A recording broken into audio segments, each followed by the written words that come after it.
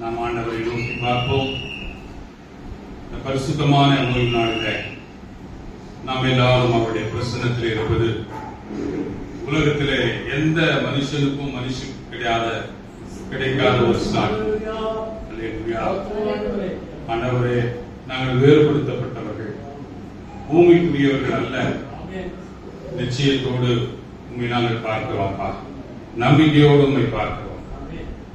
அன்பின் ஆண்டவரே, இந்த காலை பொழுதில் நாங்கள் தியானிக்க போற வசனங்கள் எனக்கும் இங்கு எல்லா வந்திருக்கிற ஒவ்வொருவருக்கும் பிரயோஜனம் உள்ளதாக இருக்க, சத்தியத்தை அறியவும் சத்தியமைகளை எந்த சூழ்நிலையிலும் விடுதலையாக்கும் என்ற நம்பிக்கைகளை, நிச்சயத்திலே விசுவாசங்களை நான் வேறும் பெற்றிருந்தார்.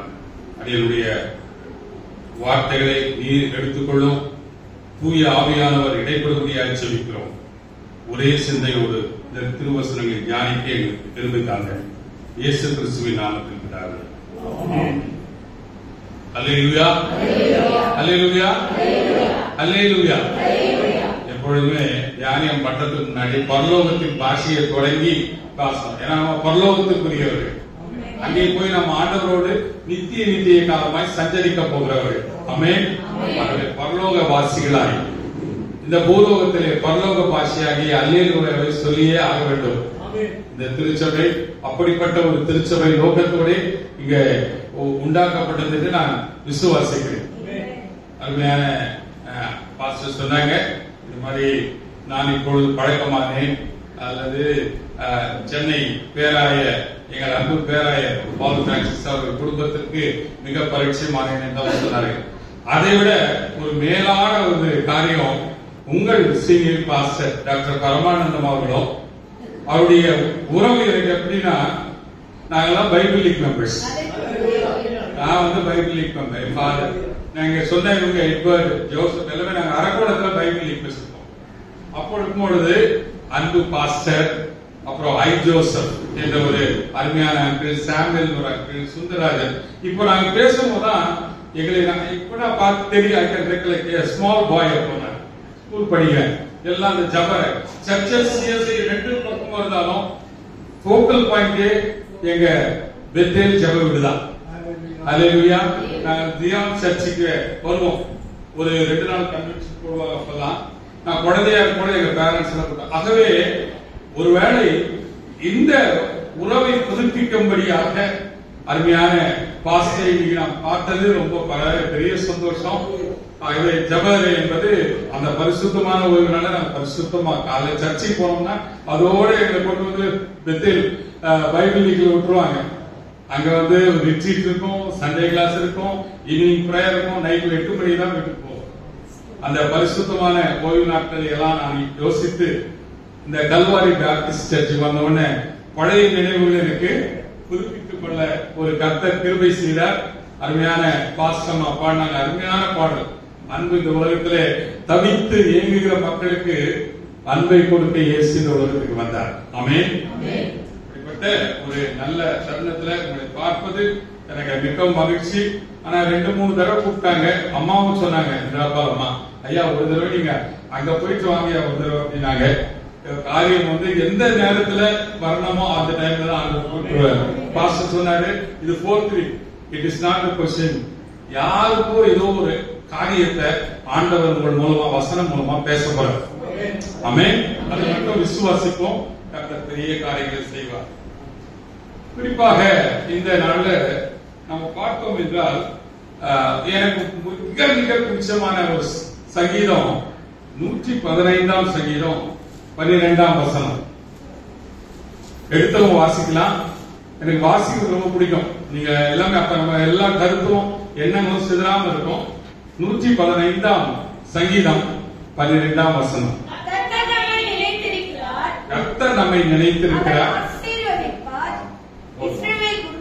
கர்த்தர் நம்மை நினைத்திருக்கிறார். யாரை நினைத்திருக்கிறார்? அவருடைய பிள்ளைகளை. இது எல்லாருக்கும் உலகத்திற்கு ஒரே ஒரு ஆசீர்வாதம் இல்ல.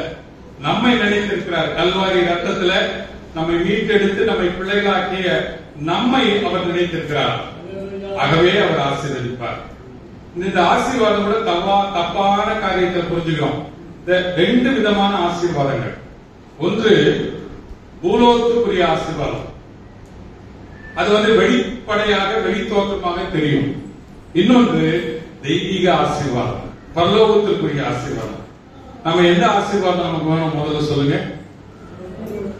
பரலோகத்துடைய ஆசீர்வாதம் தான் நம்ம நாடணும். அதுதான் நிரந்தரமானது, நிச்சயமானது. இந்த காலம் வந்து இது கூடார வாழ்க்கை, சும்மா கொஞ்ச நாள் தான் வனாந்தர வாழ்க்கை. இது சீக்கிரமாய் மறைந்து போகும், நாமும் கடந்து போகும். ஆகவே இந்த வாழ்க்கையில கர்த்தர் என்ன சொல்றாரு? தெய்வீக ஆசீர்வாதங்களை நாம் நாடணும். முதல்ல நம்ம கிடைக்கிற தெய்வீக ஆசீர்வாதம் என்னன்னா, என்ன ஆசீர்வாதம் சொல்லுங்க? நம்ம வந்து ஆண்டவரை ஏற்றுக்கொண்டு ரத்தத்தாலே கல்வாரி பேப்டிஸ்ட் சர்ச், அவை கல்வாரி ரத்தத்தாலே கழுவப்பட்டிருக்கிறோம், பாவ மன்னிப்பு நிச்சயத்தை பெற்றிருக்கிறோம்.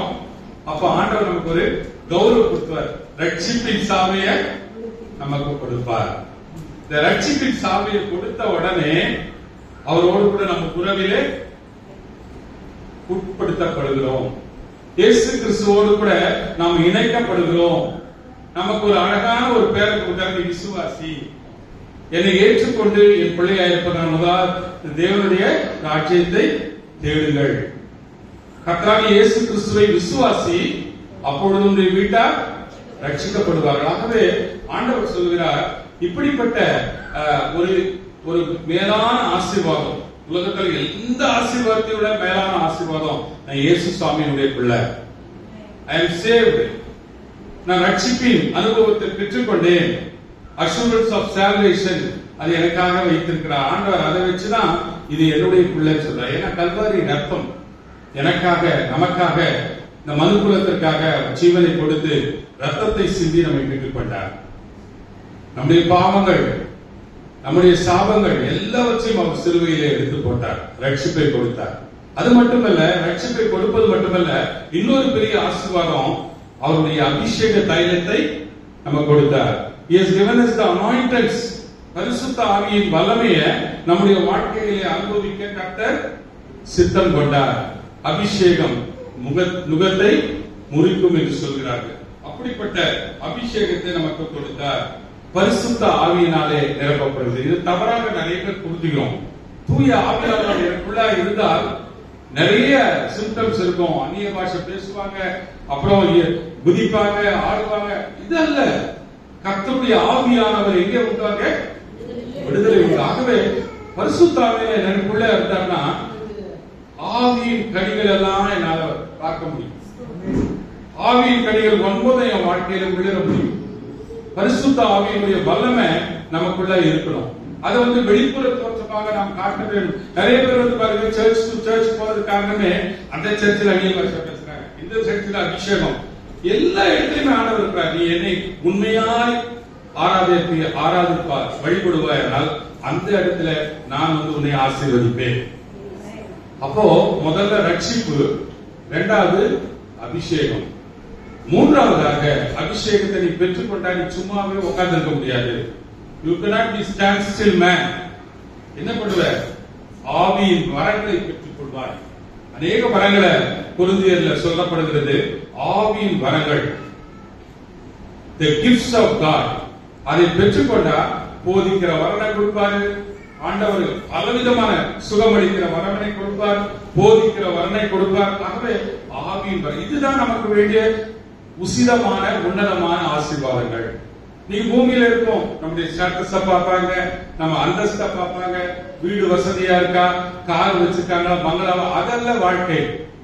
நொடி பொழுதுல இதெல்லாம் மறைந்து விடும்.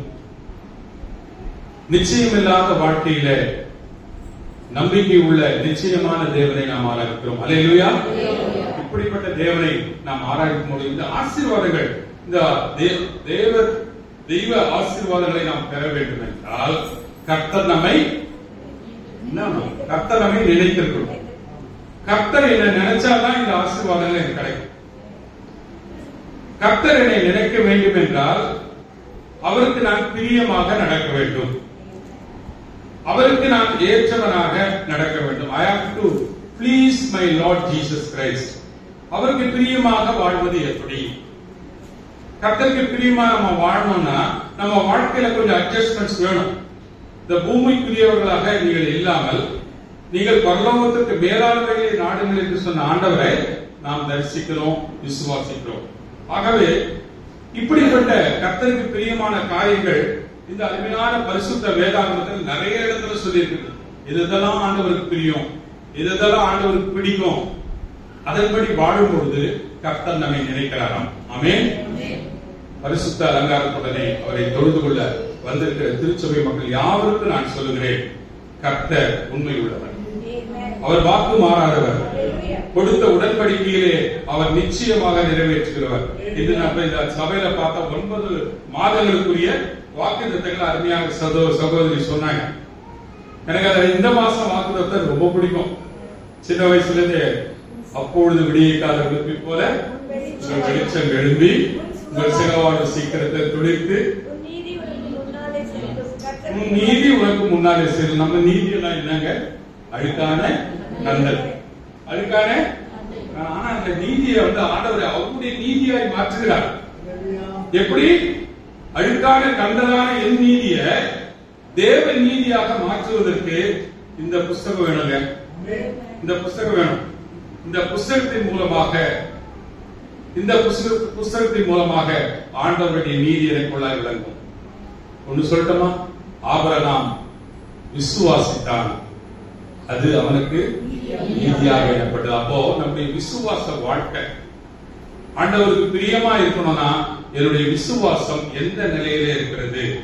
What is the status of my faith in the life? முதலாவது காரியம் விசுவாசத்தை குறித்து நான் சொல்ல போகிறேன். 4 காரியங்களை ரத்தன சுருக்கமாக நான் சொல்லி முடிக்கிறேன். எபிரேயர் 11ஆம் அதிகாரம் 6ஆம் வசனம் எடுத்தவர்கள் வாசிக்கலாம். விசுவாசம் இல்லாமல் தேவனுக்கு பிரியமாய் இருப்பது கூடாத காரியம். ஃபர்ஸ்ட் லைன் சொல்லிட்டாங்க. ஆண்டவருக்கு பிரியமா இருக்கணும்னா விசுவாசம் இல்லாமல் பிரியமாய் தேவனுக்கு பிரியமாய் இருக்க முடியாது. You cannot. If you say that I am a faith follower, then you must please God. ஆண்டவருக்கு பிரியமாய் இருக்க வேண்டும் என்றால் உன்னுடைய வாழ்க்கையில முதல்ல ரட்சிப்பின் அனுபவத்துக்கு பின்பு உனக்கு ஏற்படுகிற ஒரு மாற்றம், நீ விசுவாசியாக மாற வேண்டும். விசுவாசம் என்னன்னு நிறைய இடத்துல டெபினிஷன் கொடுத்திருக்காங்க பைபிள்ல. எபிரேயர் 11ஆம் அதிகாரம் 1ஆம் வசனத்துல நம்பப்படுகிறவர்களின் உறுதியும் ரெண்டு காரியம் கேட்டீங்களேன். நம்பப்படுகிறவர்களின் உறுதி. இந்த இஸ்ரவேல் மக்கள் பழைய ஏற்பாட்டில் எல்லாம் நிகழ்வுகள் சரித்திர பூர்வமான நிகழ்வுகள் நம்பப்படும். காணப்படாதவர்களின் நிச்சயம். கல்வாரி சிலுவையிலே 2000 ஆண்டுகளுக்கு முன்பாக உனக்காகவும் எனக்காகவும் ரத்தத்தை சிந்தினார். நான் காணல, பட் அதை விசுவாசிக்கிறேன். ஆமென். ஆகவே இதுதான் விசுவாசம். இந்த விசுவாசம் எப்படி வருகிறது? விசுவாசத்தினால்தான் ஆண்டவர் நான் பிரியப்படுத்த முடியும். எப்படி இந்த விசுவாசம் வருகிறதா? வாசியுங்கள். ரோமர் 10ஆம் அதிகாரம் 17ஆம் வசனம். ஆதலால் விசுவாசம் கேள்வியினாலே வரும், கேள்வி தேவனுடைய வசனத்தினாலே வரும். அவ்வளவுதான், முடிஞ்சு போச்சு. விசுவாசம் எப்படி வரும்? நம்ம சொல்றாலே ஆண்டவருடைய சத்தியத்தை தியானிக்கிறோம், இதனாலே வரும். இரண்டாவது, நீங்கள் ஆண்டவரோடு உறவாடும் பொழுது இந்த வசனத்தின் மூலமாக ஆண்டவர் உங்களோடும் என்னோடும் பேசுவார். எவ்வளவு ஒரு அன்பான ஒரு நெருக்கமான உறவு நிலையை நாம் வைத்துக்கிறோம். அவர் விசுவாசத்தை நாம் வேத வாக்கியங்களின் மூலமாக பெற்றுக்கொள்ள முடியும், அல்லது ஆண்டவர் பரிசுத்த ஆவியினாலே பேசப்படும் தியானங்களின் மூலமாக ஆண்டவர் நம்மோடு கூட இடைப்படுகிறார். இந்த காலை வேளையில் அமர்ந்திருக்கிற சகோதர சகோதரிகளே, இப்படிப்பட்ட வார்த்தைகள் உங்களுக்கு இடைப்பட்டு வருகிறது. விசுவாசத்தினாலே நீதிமான் பிழைப்பான். எத்தனையோ பேர் விசுவாசம் நம்ம பைபிள்ல முதல்ல ஆள் பேர் யார் சொல்லுங்க பாப்போம். ஆபிரகாம் விசுவாசத்தின் தந்தை, தகப்பன். அவர் விசுவாசத்தின் தகப்பனா இருந்ததுனால அவருக்கு பெரிய சோதனைகள் எல்லாம் வந்தது அவருடைய பாடுகள். நான் எல்லாவற்றின் மத்தியிலும் கர்த்தரை பிரியப்படுத்துகிறவராய் அவர் வாழ்ந்து விசுவாச ஓட்டத்தை ஜெயமாக முடித்தார். அது மட்டுமல்ல, மார்ட்டின் லூதர் என்கிற ஒரு அருமையான தேவதாஸ், ஜெர்மனி தேசத்திலே ஒரு கத்தோலிக்க துறவி. இந்த திருச்சபைகள் எப்படி வந்தது? நம்ம எல்லாருமே கேத்தலிக் சர்ச்சா தான் இருந்திருக்கணும். நேரம் தெரியுமா உங்களுக்கு? எல்லாமே வியாழ் எங்க கிபி 4 to 15 நூற்றாண்டு வரையிலும் கத்தோலிக்க திருச்சபையாக இருந்த கிறிஸ்துவ மதம் நாளடைவில் அது அநேக திருச்சபைகளை கத்தோலிக்க முறைமைகள் எல்லாம் விடுத்து நாம் இப்பொழுது தூய ஆவியானவருக்கு இடம் கொடுத்திருக்கிறோம். அல்லேலூயா. தூய ஆவியானவர் அசைவாடி கொண்டிருக்கிறார். கான்ஸ்டன்டைன் நோபல் தொடங்கின அந்த Christianity becomes a Catholic institution. Pope Paul என்பவர் தான் ஆண்டு கொண்டிருந்தார். அவருடைய மதங்கள் சடங்காச்சாரங்கள் அண்மையிலே பார்த்தீங்கன்னா ஊர்வலம் தேர் எல்லாம் இப்பவும் படித்துதான் இருக்காங்க. whether they are having the internal peace, ஒரு சம்பிரதாயமாக பாரம்பரியமாக செய்கிற எல்லா காரியத்தையும் பார்க்கிறோம். ஆனா மார்ட்டின் லூதர் என்பவர் விசுவாசத்திலே வேரூன்றினார். அந்த புத்தத்துவ அந்த துறவியோடு, அந்த கத்தோலிக்க துறவியோடு ஆண்டவர் இடைப்பட்டார். ஆமென். அதனால அவர் சொன்னார், அவர் பிடிச்சமான வசனம் பைபிள்ல, விசுவாசத்தினால் நீதிமான் பிழைப்பான். விசுவாசத்தினால் மட்டுமே நாம் இந்த உலகத்திலே வாழ முடியும். ஒரு ஜெயமுள்ள ஆவிக்குரிய வாழ்க்கையை விசுவாசத்தினாலே நாம் பெற்றுக்கொள்ள முடியும் என்று சொல்ல நாம் பார்க்கிறோம். அப்படிப்பட்ட விசுவாசத்தை வேதத்துல 2 இன்ஸ்டன்ஸ்ல நம்ம பார்க்கும் பொழுது, மத்தேயு 8ஆம் அதிகாரம் 5-10 வரை உள்ள ஒரு நிகழ்வு வசனத்துல ஒரு சம்பவத்தை குறிப்பிடுறார். 150 என்பவன் தன் வேலையால் சுபையினப்பட்டு போனான். அவனுக்கு திமிர்வாதம் வந்து விட்டது. ஆண்டவரை அழைக்க போகிறான். ஆண்டவர் நான் வந்து அவனை சுகப்படுத்துவேன் என்று சொல்கிறார். 8ஆம் வசனத்தை வாசித்தீங்கன்னா,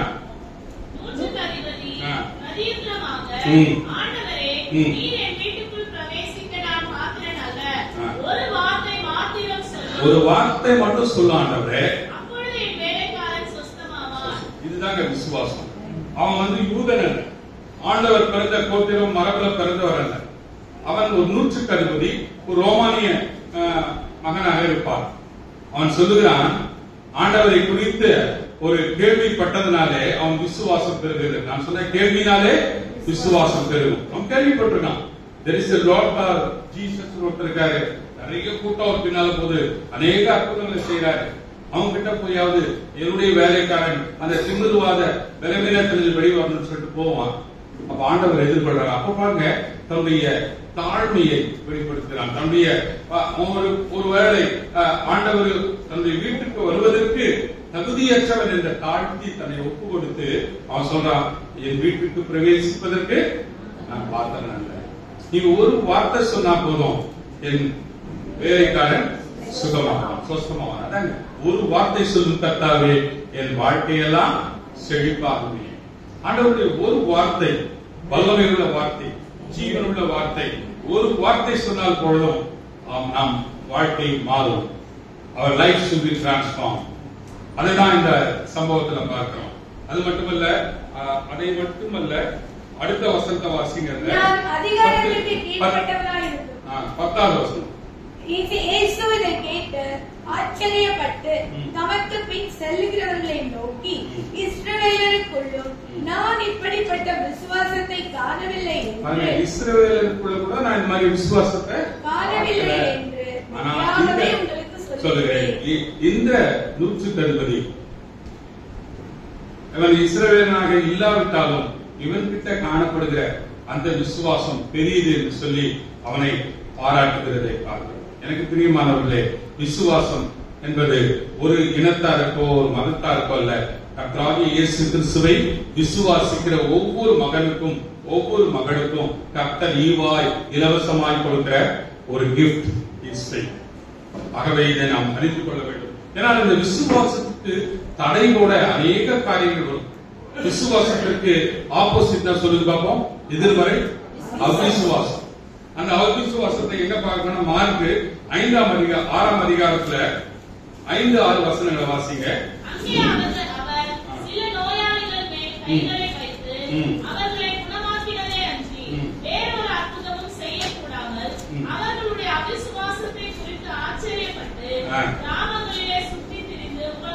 இந்த நிகழ்வு எங்க தெரியுமா நடக்குது? அவர் வளர்ந்த நாசரேத் உள்ள நடக்குது. 1-5 வசனங்களை வாசித்தீங்கன்னா, இயேசு தன் சொந்த ஊராகிய நாசரேத்துக்கு போகிறார். அங்கே மக்கள் அவர்களை ஏற்றுக்கொள்ளவில்லை. ஏனென்றால் அவருடைய பார்வை என்னன்னா, இவர் ஆஃப்டர் ஒரு யோசேப்பு தச்சருடைய மகனாச்சே, இவரோட மரியாதையுடைய மகனாச்சே, இவர் ஒரு ஆர்டினரி பர்சன் தானே, இவனால எப்படி இது செய்ய முடியும் என்று சொல்லி அந்த விசுவாசத்தை பெருக்கிக் கொள்வதற்கு பதிலாக விசுவாசத்தை அவர்கள் கழித்துக் கொண்டார்கள். அவிசுவாசம் அவர்களுக்குள்ளா இருந்ததுனால ஆண்டவருடைய கிரியைகள் அங்கே தென்படவில்லை. அதான் ஆண்டவரை சொல்றார், அற்புதங்களை செய்தார், ஆனாலும் அவர்களுக்குள்ளே இருக்கிற அவிசுவாசத்தை அவர் வெளிப்படுத்துகிறதை பார்க்கிறோம். பிரியமானவர்களே, இன்னைக்கு நம்முடைய வாழ்க்கையில நம்முடைய விசுவாச ஓட்டத்தை எப்படி ஓடிக்கொண்டிருக்கிறோம்? எல்லாருக்கும் ஒரு ஓட்டம் இருக்கு தெரியுமா? ஆனா நமக்கு மட்டும் 2 ஓட்டம் இருக்கு. சொல்லுங்க. ஒண்ணு ஜீவ ஓட்டம், அது எல்லாருக்கும் தெரியும். நான் எப்ப பிறந்தேன் எல்லாருக்கும் தெரியுமா? எப்போ மறிக்கப்பட்டது உங்களுக்கு தெரியாது, யாருக்கு ஒரு நாளைக்கு மறிக்க போறோம் இல்லையா? அதனுடைய ஸ்டாட்டிஸ்டிக்ஸ் எங்க பண்ணா, நம்ம கல்லறைக்கு போனோம்னா தோற்றம் மறைவு அப்படின்னு போட்டுருக்கோம். ஆனா விசுவாச ஓட்டம் அது ஒரு ஓட்டம் இருக்கு. எபிரேயர் 12ஆம் அதிகாரம் 1ஆம் வசனத்துல அந்த ஓட்டத்தை பார்ப்போமா? ஆகையால் மேகம் போன்ற இத்தனை திரளான சாட்சிகள் நம்மை சூழ்ந்து கொண்டிருக்க பாரமான யாவற்றையும் நம்மை சுற்றி நெருங்கி இருக்கிற பாவத்தையும் தள்ளிவிட்டு விசுவாசத்தை துவக்குகிறவரும் முடிக்கிறவருமாய் இருக்கிற இயேசுவை நோக்கி நமக்கு நியமித்திருக்கிற ஓட்டத்தில் பொறுமையோடே ஓடக்கடவோம். அல்லேலூயா. விசுவாச ஓட்டத்தை வாழ்க்கையிலே உனக்கும் எனக்கும் தொடங்கி வைக்கிறவர் யாரா? அருமை ரட்சகராகிய இயேசு கிறிஸ்து. அவரை எப்பொழுது நாம் ரட்சகராக ஏற்றுக்கொண்டோமோ அப்பொழுது ஒரு ஓட்டம் நமக்கு துவங்குகிறது. ஒவ்வொரு கிறிஸ்துவனுக்கும் 2வது ஓட்டம் இருக்கிறது. நான் எப்பொழுது ரட்சிக்கப்பட்டேனோ அதுதான் விசுவாச ஓட்டத்தினுடைய துவக்கம். ஒருவேளை முடிவு இந்த உலகத்திலே நான் மரிக்கும் பொழுது அந்த விசுவாச ஓட்டம் முடிந்துவிடும். நல்ல போராட்டத்தை போராடினேன், விசுவாசத்தை காத்துக்கொண்டேன். அப்புறம் யார் சொன்னது? சொல்ற நீதியின் கிரீடம் எனக்காக வைக்கப்பட்டிருக்கிறது. ஆகவே இப்படிப்பட்ட ஒரு நிச்சயத்தோடு நாம் ஓட வேண்டும். நமக்கு பாடுகள் உண்டு, கஷ்டங்கள் உண்டு, சோதனைகள் உண்டு. ஆனால் எல்லாவற்றின் மத்தியிலும் விசுவாசியை பலப்படுத்துகிற ஆண்டவர் நம்மோடு கூட இருக்கிறார். விசுவாசிக்கிறவனுக்கு எல்லாம் கூடும். விசுவாசிக்கிறவன் பதறான். விசுவாசத்தினாலே நீதிமான் பிழைப்பான். இப்படிப்பட்ட வசனங்களே போதும் நாம் எந்த காலத்திலும் எந்த நேரத்திலும் மிக தெளிவாக விசுவாசத்திலே மெருகேற்றப்பட்டவர்களாய் உரமிடப்பட்டவர்களாய் நாம் வாழ அழைத்திருக்கிறோம். பவுல் சொல்கிறார் திமோத்தேயுவிலே, நான் விசுவாசிக்கிறவர் இன்னார் என்று நான் அறிவேன். He is certain that he knows whom he has the faith. யார் விசுவாசிக்கிறேன், நான் ஒப்பு கொடுத்ததை அந்நாள் வரையிலும் காத்துக்கொள்ள வல்லவராய் இருக்கிறார் என்றும் நிச்சயித்திருக்கிறேன். இந்த நிச்சயம் நமக்கு இருக்கா? இந்த காலவேளையில அவரை பிரியப்படுத்துகிற மக்களாக இந்த இடத்துல உட்கார்ந்து இருக்கிற நாம் நம்முடைய விசுவாச ஓட்டத்துல are we certain that God is guiding me? விசுவாச ஓட்டத்தை நேர்த்தியோடு செம்மையோடு ஓட அவர் என்னோடு கூட இருக்கிறார், பரிசுத்த ஆவியினுடைய துணையை எனக்கு கொடுத்திருக்கிறார் என்ற நிச்சயம் நமக்கு இருக்கிறதா? அதான் விசுவாசம் என்பது கேள்வியினால் வரும். கேள்வி எப்படி வரும்னா, கர்த்தருடைய வசனத்தை தியானிக்கும் பொழுது வரும். விசுவாச சோதனையில நாம் அமிழ்ந்து போகக்கூடாது. 1 பேதுரு 1:7 சொல்கிறது, எல்லாருக்கும் சோதனை வரும். இந்த உலகத்தில் இருக்க எல்லாருக்கும் சோதனை வரும். அந்த விசுவாச சோதனைகளை பத்தி இந்த வசனம் அழகா சொல்கிறது. அழிந்து போகிற பொன் அக்னியினாலே சோதிக்கப்படுமா. சோ பொண்ணை எடுத்தோம்னா அதை ரிஃபைன் பண்ண அழுக்குங்க நிறைய இருக்கும், கழிவுகள் இருக்கும். அதை ரிஃபைன் பண்ண ப்ராசஸ்ல அப்ப அந்த கழிவுகள் எல்லாம் மேலே வந்துவிடும். அதை பார்க்கிலும் இந்த வசனம் சொல்கிற அதை பார்க்கிலும் பெற்றதா இருக்கிற உங்களது விசுவாசம் சோதிக்கப்பட்டு இயேசு கிறிஸ்து வெளிப்படும் பொழுது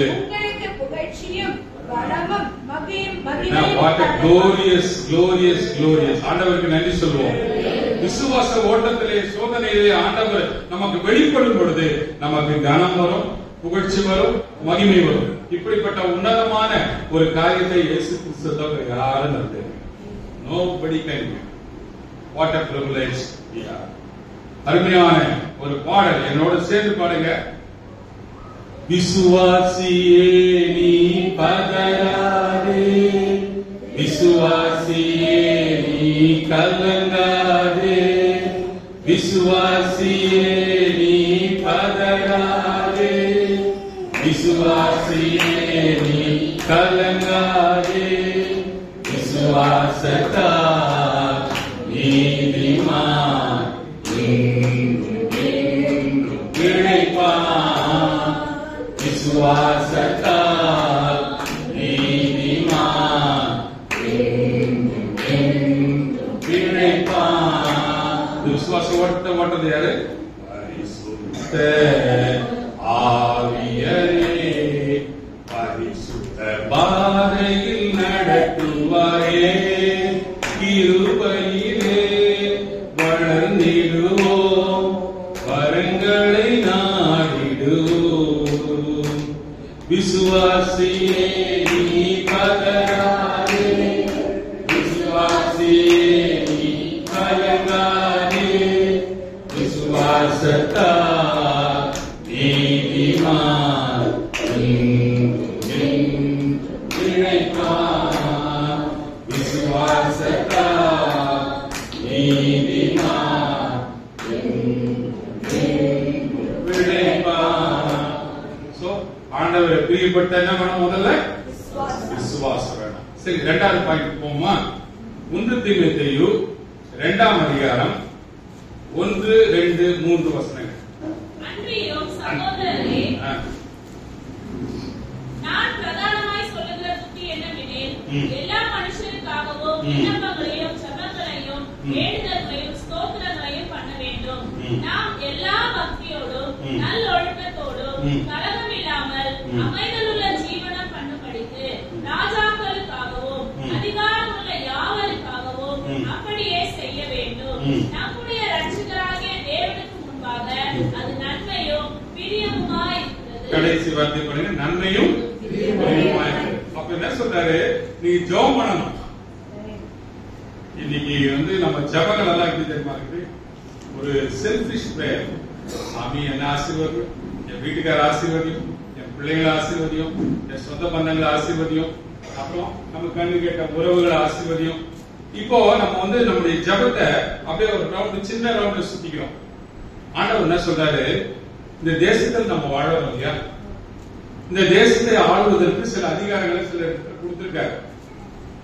நம்முடைய ஜனாதிபதிக்காக, நம்முடைய பிரதமருக்காக, நம்முடைய முதலமைச்சருக்காக, சுப்ரீம் கோர்ட் ஜட்ஜஸ்க்காக, ஹைகோர்ட் ஜட்ஜஸுக்காக நாம் ஜெபம் பண்ணணும்.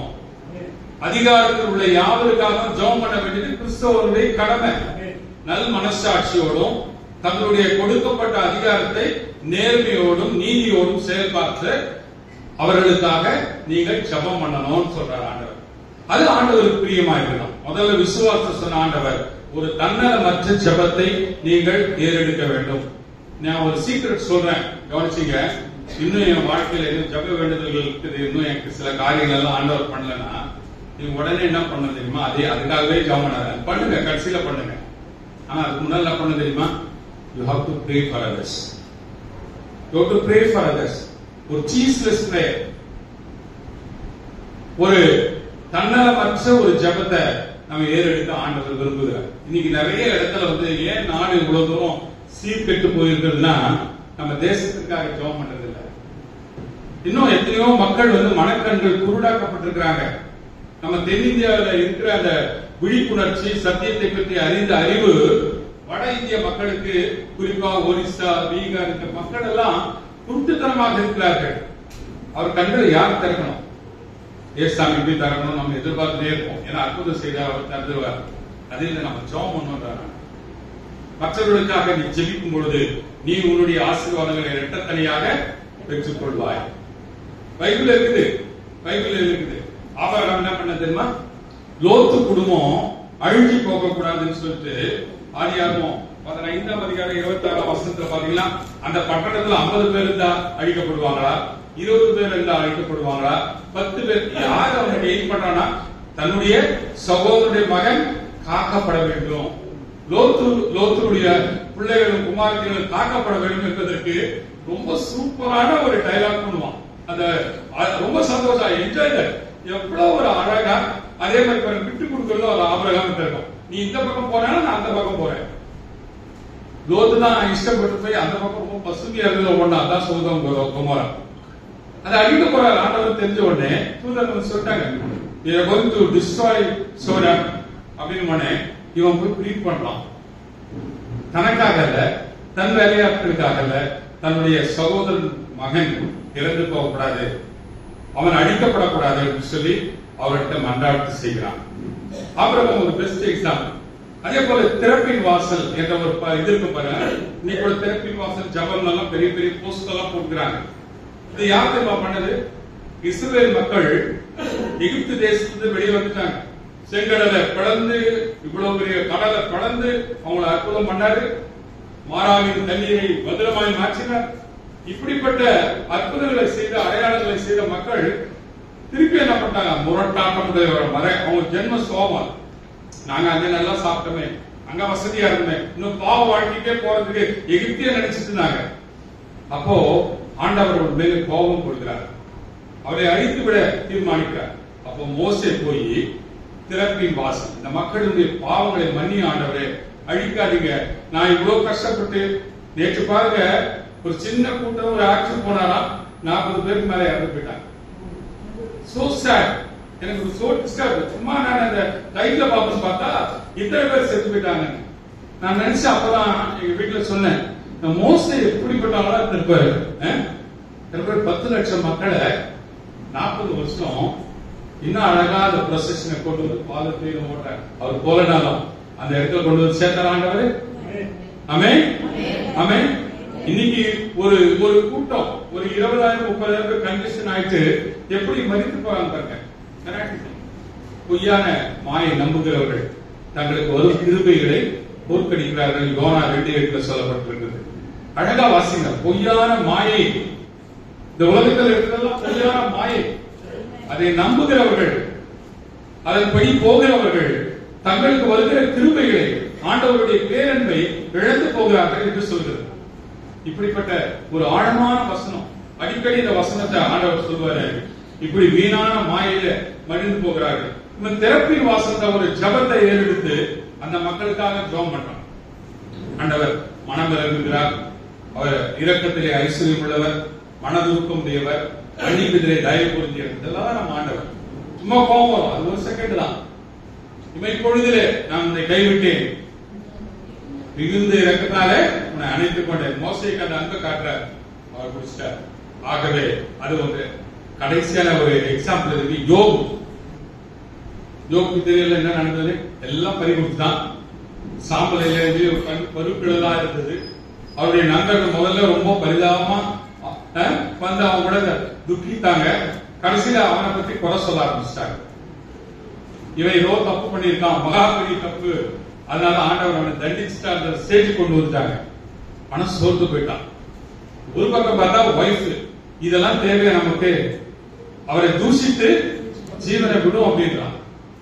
அவன் சொல்றான் பாருங்க, நீர் விசாரணமாய் ஒன்றுமில்லாம வந்த ஒன்றுமில்லாமல் போக போறேன். கர்த்தர் கொடுத்தார், கர்த்தர் எடுத்தார், அவருடைய நாமத்திற்கு ஸ்தோத்திரம் சொன்ன அந்த யோபு கடைசியில என்ன பண்றான்? 42ஆம் அதிகாரம் 10ஆம் வசனத்துல யோபு தன் சிநேகிதருக்காக வேண்டுதல் செய்தபோது கர்த்தர் அவன் சிறையிருப்பை மாற்றினார். பாத்தீங்களா? உங்க சிறையிருப்பை மாற்றணுமா? அருமையான திருச்சபையாரே, நான் ஏதோ ஒரு இடத்துல சிறையிருப்புல இருக்கிறேன், எனக்கு சில காரியங்கள் கைகூடவில்லை, இன்னும் ஆண்டவரே நான் கேட்டுக்கொண்டே இருக்கிறேன், ஆனால் எனக்கு அது கிட்டவில்லை, எனக்கு ஜபத்துக்கு பதில் கொடுக்கவில்லை என்று நினைச்சா உங்க தன்னலமற்ற ஜபத்தை நீங்கள் ஏறெடுக்க ஆரம்பியுங்கள். யோபுவை போல தன் சிநேகிதர்களுக்காக, தன்னை வஞ்சித்து தூஷித்த சிநேகிதர்களை அவன் நினைவு கூர்ந்து ஜபிக்கிறான். அப்பொழுது அவனுடைய சிறையிருப்பை ஆண்டவர் மாற்றுகிறார். ஆமென். இதுதான் சக்சஸ்.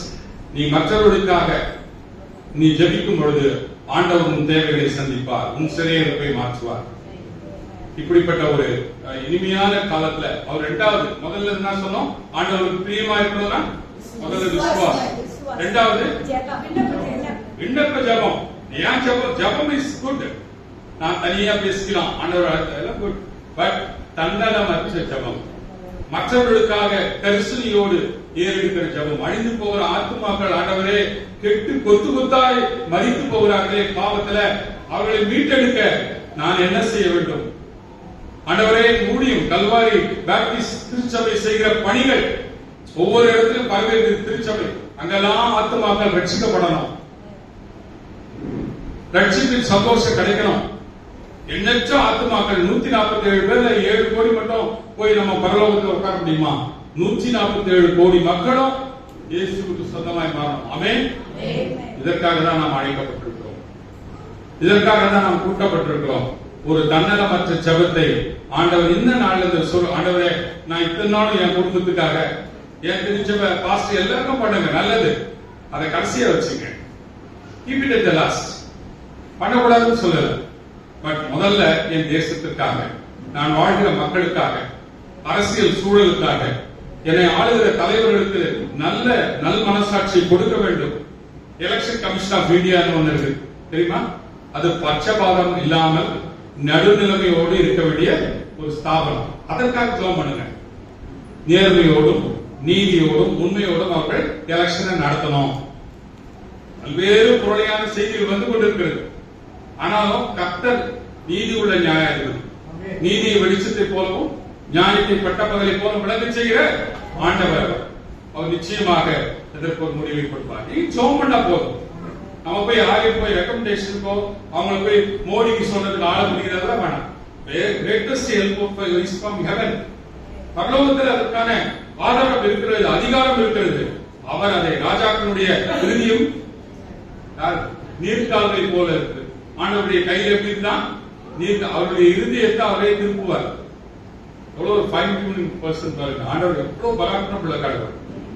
மூன்றாவதாக வாசியுங்கள் 2 கொரிந்தியர் 9:7. அவனவன் விசனமாயும் அல்ல கட்டாயமாயும் அல்ல, தன் மனதில் நியமித்தபடியே கொடுக்க கடவன்.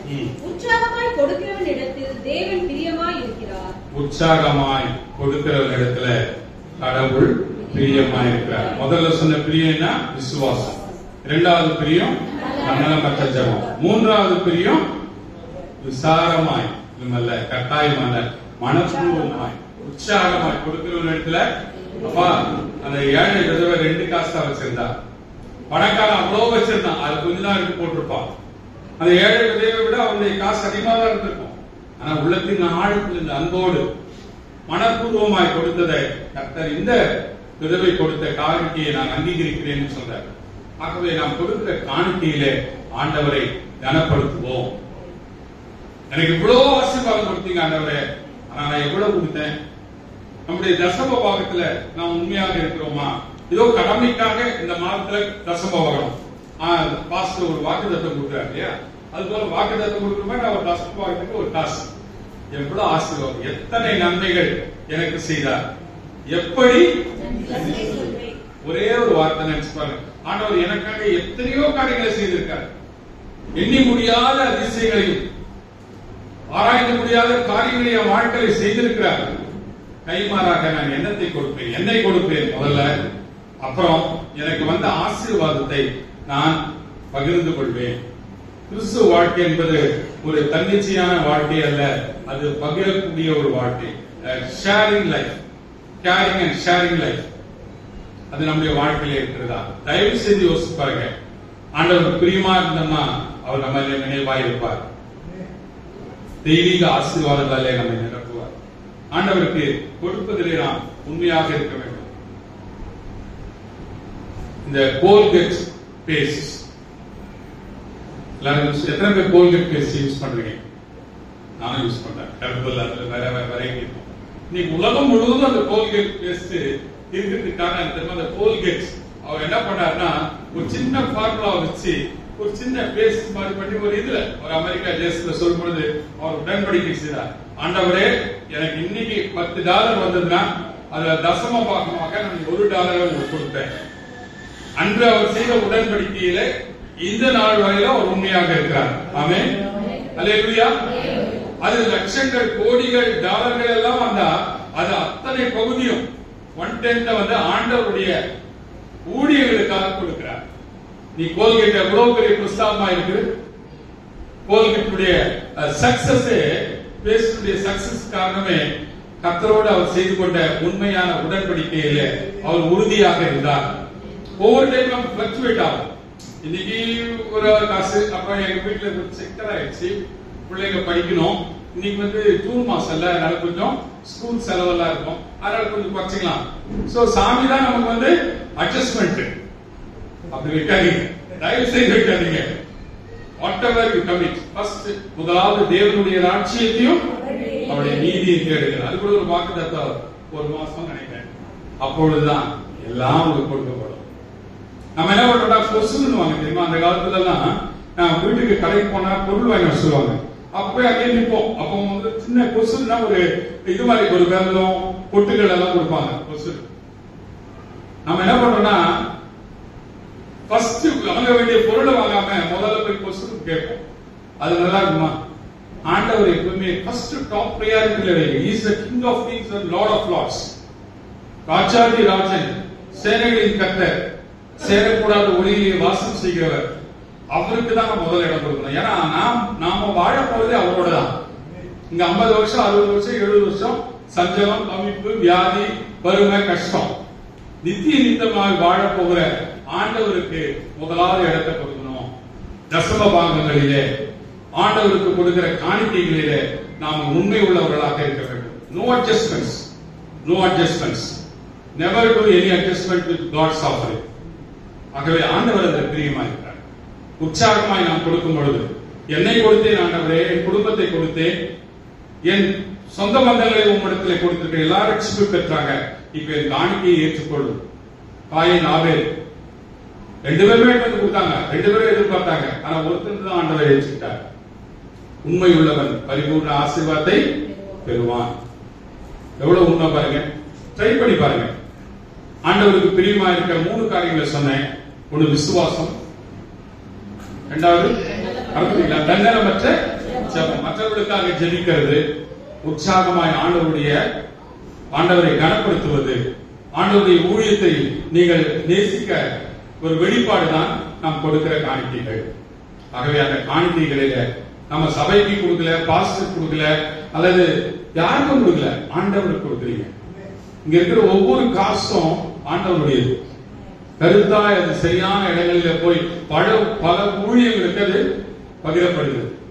அந்த சிந்தையோடு நாம் செய்வோம். கடைசியாக எபிரேயர் 13ஆம் அதிகாரம் 16ஆம் வசனம். அன்றியும் நன்மை செய்யவும் தான தர்மம் பண்ணவும் மறவாதிருங்கள். இப்படிப்பட்ட பலிகளின் மேல் தேவன் பிரியமாயிருக்கிறார். பிரியமாயிருக்க 4 வருஷத்துக்கு பிரியமா இருக்கிறது வந்துச்சா? 4வது வருஷத்துலயும் அவர் எப்படிப்பட்டவங்க பிரியமா இருக்காங்க? How to please God. இந்த காக்கா பிடிக்கிறாங்க சொல்லுவாங்க, அது மாதிரி ஆண்டவரை காக்கா பிடிக்கிறதுக்கு காரணம் என் விசுவாசத்தை பெருக்கணும், மற்றவர்களுக்காக ஜெபம் பண்ணணும், 3வது மனமகிழ்ச்சியோட கொடுக்கணும். இப்படி செய்யும் போது ஆண்டவர் எங்க பிரியமா இருப்பார். ஆமென். அதே மாதிரி கடைசியா தான தர்மங்கள் செய்யணும். நம்ம ஒரு கஞ்சனா இருக்கக்கூடாது. ஆண்டவர் எவ்வளவு நன்மைகளை உனக்கு செய்திருக்காரு. இந்த தேசத்துல உபாகமம் 15:11 பாருங்க.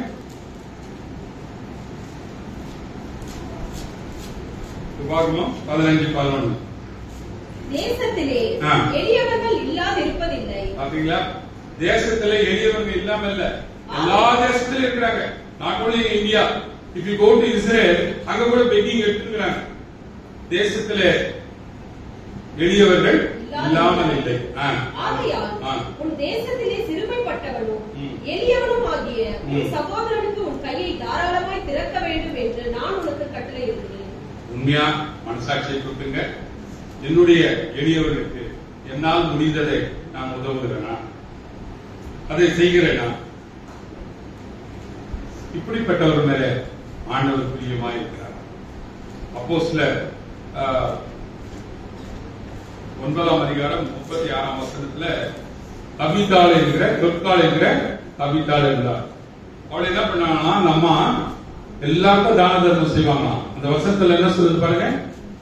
யோப்பா பட்டணத்திலே கிரேக்க பாஷையிலே தொற்காள் என்னும் அர்த்தம் கொள்ளும் தபித்தாள் என்னும் பேருடைய ஒரு சீஷி இருந்தார். அவள் நற்கிரியைகளையும் தர்மங்களையும் மிகுதியாய் செய்து கொண்டு வந்தாள்.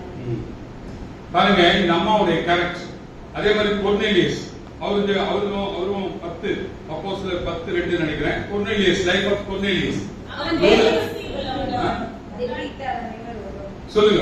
அவள் தேவ பக்தி உள்ளவளும் தன் வீட்டார் அனைவரோடும் தேவனுக்கு பயந்தவனுமாய் இருந்து ஜனங்களுக்கு மிகுந்த தருணங்களை செய்து எப்பொழுதும் தேவனை நோக்கி ஜெபம் பண்ணி கொண்டிருந்தாள். 2 பர்சன்ஸ் சொல்லுங்க. ஒன்னு கொர்னேலியஸ், இன்னொன்னு தொற்கால இருக்கிற அபிஷா. இவர்கள் வந்து ஏழைகள் மேலே கரிசனை உள்ளவர்களா இருக்கிறார்கள். இந்த கொர்னேலியஸ் வந்து யூதன் அல்லாதவன். ஆனால் கடவுள் பக்தி மட்டும் இருக்கக்கூடாது. இதுதான் பக்தி. கடவுளுடைய பயமும். The Lord's fear is always gives the sanctity of the holiness. கடவுளுக்கு பயப்படுற பயம் இருந்தா சில காரியத்தை நம்ம பண்ணவே மாட்டோம். கர்த்தரை எனக்கு முன்பாக வைத்திருக்கிறேன், அவரின் வலது பாசத்தில் இருப்பதனால நான் அசைக்கப்படுவதில்லை. எல்லாம் சொல்றது தாவீது தான். இவ்வளவு பெரிய அரசன், அவனை குறித்து ஆண்டவர் மிக அழகாக ஒரு வசனத்தை சொல்லி அவருக்கு சாட்சி சொல்றார். உமக்கு பிரியமானதை செய்ய எனக்கு போதித்தருளும். 143:10 உமக்கு பிரியமானதை செய்ய எனக்கு போதித்தருளும். உடைய நல்ல ஆவியானவர் என்னை, நல்ல ஆவியானவர் நம்ம கூட இருக்கிற பரிசுத்த ஆவியானவர் என்னை செவ்வியான வழியை நடத்துவாராக. இந்த ஜெபத்தை நீங்க ஒவ்வொரு நாளும் நான் வைத்திருந்த இங்க இருக்கிற திருச்சபை மக்களுக்கு 143ஆம் சங்கீதத்தின் 9, 8, 9, 10 இந்த 3 வசனங்களை ஒரு ஜெபமாக ஏறிடுங்கள், கற்றுக்கொள்ளுங்கள். அதிகாலமே உடைய கிருபையை கேட்கப்படும். நான் உண்மையே நம்பி இருக்கிறேன். நான் நடக்க வேண்டிய வழியை எனக்கு இன்னைக்கு காட்டுங்க ஆண்டவரே. உண்மையே நான் புகலிடமாய் கொள்கிறேன். அருமையான வசனம். காலையில அதை சொல்லி பாருங்க. என் சத்துருக்களிலிருந்து என்னை தப்புவி, எல்லா மண்களுக்கும் பொறாமையாக இருக்க என்னை தப்புவியும். 3வது அவர் சொல்றது உமக்கு பிரியமானதை செய்ய கற்றுக்கொள்ளும். இன்னிலிருந்து ஆண்டவரே உமக்கு பிரியமானதை செய்ய என் விசுவாசத்தை நான் மேம்படுத்திக் கொள்ளணும். ஒரு தண்டனமற்ற ஜெபத்தை நான் ஏறெடுக்கணும். உற்சாகமாய் நான் உமக்கு கொடுக்கணும். காணிக்கையில தான தர்மங்களை நான் செய்யணும். இப்படிப்பட்ட ஒரு வாழ்க்கையை ஆண்டவர் பிரியமுள்ள, ஆண்டவரை பிரியப்படுத்துகிற வாழ்க்கையை வாழும் பொழுது நிச்சயமாகவே அவர் நம்மை நினைப்பார். அவர் நம்மை நினைத்தால் அவர் நம்மை ஆசீர்வதிப்பார். அன்பானவர்களே, இப்படிப்பட்ட ஒரு ஆசீர்வாதத்தை தான் அப்போஸ்தலர் 13:22 இந்த தாவீதை குறித்து நான் சாட்சி சொல்ல, டாக்டர் பாஸ்டர் பரமானந்த ஐயா சொல்லல, நீங்க யாரும் சொல்லல. யார் சொல்லியிருக்காங்க பாருங்க. அவர் அவனை தள்ளி தாவீதை அவர்களுக்கு ராஜாவாக ஏற்படுத்தி ஈசாயின் குமாரனாகிய தாவீதை என் இருதயத்துக்கு ஏற்றவனாக கண்டேன். எனக்கு சித்தமானவைகளை எல்லாம் அவன் செய்வான் என்று அவனை குறித்து சாட்சியும் கொடுத்தார். சாட்சி வந்து கொடுக்கிறது அந்த நிறைய பேர் கொடுத்தீங்க. ஆண்டவர் செய்த மகிமைகள் எல்லாம் சாட்சியா சொன்னீங்க. ஆனா இங்க யார் சாட்சி கொடுக்கிறது? தாவீதை குறித்து தேவனே சாட்சி. உங்களை குறித்து, என்ன குறித்தும், இந்த திருச்சபையை குறித்தும் ஆண்டவர் சாட்சி கொடுத்தார். ஞாபக புஸ்தகத்துல இந்த நாள்ல அருமையான சாட்சி சொன்னவங்க எல்லாரும் வந்து சொன்னதை ஆண்டவர் கேட்டிருப்பார். தாவீதை குறித்து ஆண்டவர் சாட்சி என் இருதயத்துக்கு ஏற்றவர், ஏனென்றால் அவன் பிரியமானதை எனக்கு செய்தான். கோரிலே படி பாருங்க. அப்போஸ்தலர் அந்த 13:22 143ஆம் சங்கீதம் 10ஆம் வசனத்தையும் எடுத்து நீங்க எப்பவுமே வந்து நம்ம வார்த்தைகளை ஒன்றோடு ஒன்று சேர்த்து படிக்கும் பொழுது இன்னும் அழகான தெளிவான விளக்கங்களை ஆண்டவர் நமக்கு கற்பிப்பார். நமக்கு பிரியமானதை செய்ய நான் கற்பித்த பொழுது, என் விசுவாசத்தை மேம்படுத்திக் கொண்ட பொழுது, மற்றவர்களுக்காக நான் ஜெபிக்கும் பொழுது, கடவுளுக்காக நான் காணிக்கை ஏறெடுக்கும் பொழுது, உற்சாகமாய் கொடுக்கும் பொழுது, தான தர்மங்கள் ஏழை மக்கள் மேலே செய்யும் பொழுது, ஆண்டவரே நீர் என்னை குறித்து சாட்சி சொல்றீங்கப்பா. இதை விட மனுஷன் ஐயா பத்தி நானோ அம்மாவை பத்தி நானோ சொல்றது சாட்சி அல்ல. ஆண்டவர் என்னை குறித்து சாட்சி சொல்றேன். மனசாட்சி உகந்தவனாக ஆண்டவருக்கு உத்தமமாய் நாம் வாழும் பொழுது, விட வேண்டியதை விட்டு பிடிக்க வேண்டியதை பிடித்துப்பட்டால் நிச்சயமாக உங்களுக்கு அந்த ஆசீர்வாதம் உண்டு. ஆமென். அப்படிப்பட்ட ஒரு உன்னதமான அழைக்கிறார். நான் அரசு துறையில வேலை செய்யறதா சொன்னாங்க. 10 வருஷம் ஆயிடுச்சு ரிட்டையர் ஆகி. ஆனாலும் இப்ப எங்களுக்கு சொன்னோன்னே ஐயா பார்த்தோன்னே இன்னும் அதிகமான கூட்டுதல் இருக்கு. நிறைய கிராம ஊழியர் போவோம். ஐயா இன்னைக்கு 4வது வாரம் நான் அங்கதான் இருக்கணும் அப்படின்னா நாங்களும் கிராம ஊழியர் செய்வோம். நகரத்தில் இருந்தாலும் கரிகிரி என்ற பகுதியில தொழுநோய் ஹாஸ்பிட்டல் ஒன்று இருக்குது. அதுல லெப்ரசி ஈல்டு பீப்புள் வீட்டுக்கு அழைத்து வந்தாலும் சமுதாயத்தில் அவர்களுக்கு உரிய அங்கீகாரம் இல்லாமல் இருக்கிறார்கள். ஒரு 8-9 லேடிஸ் ட்ரை சைக்கிள் வராங்க. நாங்க பெத்தானியா தெய்வீக மையம் என்ற ஒரு மையத்தை ஏற்படுத்தி அந்த மையத்தின் மூலமாக ஆண்டவருடைய நாமம் மகிமைப்பட்டது பட்டு கொண்டிருக்கிறது. ஏனென்றால் இடைவிடாமல் ஜெபம் நடக்குதுங்க. அந்த அங்கவீனமானவர்கள், குருடர் மற்றும் அந்த கால் எழுந்தவர்கள் எல்லாம் சைக்கிள்ல அவரோட ஆண்டவருடைய திருவசனத்தை கேட்கிறார். எதற்கு சொல்றேன், நம்முடைய பேராய அம்மாவும் பேராயரும் கூட அந்த இடத்துக்கு பார்த்துட்டு ஜெபம் மட்டும் போனாங்க ஒரு 3 மாதங்களுக்கு முன்பாக. எதற்கு சொல்கிறேன் என்றால், கிராம ஊழியர்களை நேசியுங்கள். நம்ம இங்க வரோம் எல்லாம் விடுக்காக நகரத்து வாசிகளாக இருக்கோம். Just go and spend some time with village people. அவங்களை போய் பாருங்க, அவங்களுடைய வறுமையை பாருங்க. ஒருவேளை சாப்பாட்டு கூட இல்லாம எத்தனையோ பேர் கஷ்டப்படுறாங்க. இப்படிப்பட்ட மக்களோடு கூட நம்ம அன்பை பகிர்ந்து கொள்வோம். இந்த சிறியரில் ஒருவருக்கு நீங்கள் எதை செய்தீர்களோ அதை எனக்கு உங்களுக்கு யார் சொன்னது? சொன்ன எனக்கு தான்ப்பா செய்யற. நீ அவனுக்கு சாப்பாடு இல்லையா, நீ சாப்பாடு கொடுத்தியா, எனக்கு சாப்பாடு கொடுத்த. உன் வஸ்திரம் இல்லையா, அவனுக்கு வஸ்திரம் கொடுத்தியா, அது எனக்கே வஸ்திரம் கொடுத்த. இவ்வளவு பிரியமான சாட்சி. நீங்கள் முயற்சி செய்து பாருங்கள். முயற்சி செய்தால் ஆண்டவருடைய பரிசுத்த ஆவியானவர் உங்களுக்கு உதவி செய்வார். நம்முடைய மனித பலத்தாலோ இந்த காரியங்களை நாம் செய்யவே முடியாது. தூய ஆவியரின் ஒத்தாசையோடு நாம் அவருக்கு பிரியமானதை செய்ய முற்படும் பொழுது கர்த்தர் நம்மை நினைக்கிறார். உங்களுடைய ஆண்டவரே, என் தலையில இருக்கிற முடியெல்லாம் எண்ணி இருக்கிறீங்கன்னு சொல்றீங்க, காட்டு புஷ்பங்களை காட்டில உங்களை அழகாய் உடுத்துவிக்கிறேன்னு சொல்றீங்க. இப்படிப்பட்ட ஆண்டவர் என் தேவைகளை சந்திப்பார். ஒரு நாளும் கவலை கொள்ளாதீங்க. பயனுள்ள ஆவியை அவர் உங்களுக்கு கொடுக்கல, வேறனும் அன்பும் தெளிந்த புத்தியும் உள்ள ஆவியை கொடுத்திருக்கிறார். ஆகவே விசுவாசத்துக்கு எதிரடி அவிசுவாசம் மட்டும் பயம், கவலை. பயந்து போனாங்க சீஷர் படகுல. ஐயோ அமிழ்ந்து போகுமே அப்படின்னாங்க. ஆனா அங்க படுத்திருக்கிற யாருன்னே தெரியல. அவர் அப்பதான் சொல்றாரு எழுந்த உடனே, அற்ப விசுவாசிகளே, யாருக்கு சொல்றாரு? அவரோடு கூட இணைந்து பணியாற்றிய 12 சீஷர்களை பார்த்து சொல்றாரு. எப்படி இருக்கும் பாத்தீங்களா? சில சமயங்களில பயம் நம்மை கவிக்கொள்ளும் பொழுது நம்முடைய விசுவாசம் கேள்விக்குறியாகிறது. கவலைகள், நாளை என்ன செய்வேன், அந்தந்த நாளுக்குரிய பாடுகள் போதும். அதனால ஒவ்வொரு நாளும் காலையிலே உடைய கிருபையை பணி போல எங்களுக்கு கொடுத்து கேட்கிறோம். அந்த கிருபையை வைத்துக் கொண்டு அந்த நாளை ஓட்டணும், அவ்வளவுதான். ஆகவே ஆண்டவர் இப்படிப்பட்ட உன்னதமான உசிதமான தெய்வீக ஆசீர்வாதத்தை நமக்கு தரணும்னா, என் கடவுளுக்கு நான் பிரியமாக வாழணும். விசுவாசத்திலே, தன்னலமற்ற ஜெபத்திலே, உற்சாகமாக கொடுப்பதிலே, தான தர்மங்கள், வறியோர் சிறியோர் எல்லாருக்கும் நான் என்னால் முடிந்த உதவிகளை செய்யணும். இந்த தீர்மானத்தை நீங்க எடுப்போம்னா நிச்சயமாக கர்த்தர் உங்களை ஆசீர்வதிப்பார். நாம் ஜெபிக்க போறோம். நம்மை ஒப்பு கொடுத்து ஜெபிப்போம். We will commit ourselves to the Lord's mighty hand. கர்த்தர் பெரிய காரியங்களை செய்வார்.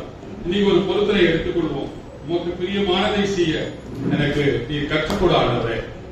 இந்த நல்ல ஆவியானவர் என்னை செவ்வையான வழியில நடத்தணும் என்ற ஒரு சிந்தையோடு இந்த ஜெப நிலையில இருப்போம். உமக்கு பிரியமானதை செய்ய எனக்கு கற்று தாரும் தேவனே. உமக்கு பிரியமானதை செய்ய எனக்கு கற்று தாரும் தெய்வமே. நீரே என் தேவன், உம் நல்ல பரிசுத்த ஆவியானவர் செம்மையான வழியிலே நடத்த வேண்டுமே. செம்மையான வழியிலே நடத்த வேண்டுமே. மேக ஸ்தம்பமே, அக்னி ஸ்தம்பமே, தீர்க்கும் தெய்வமே, துணையாளரே, உம் அன்பை அதிகாலை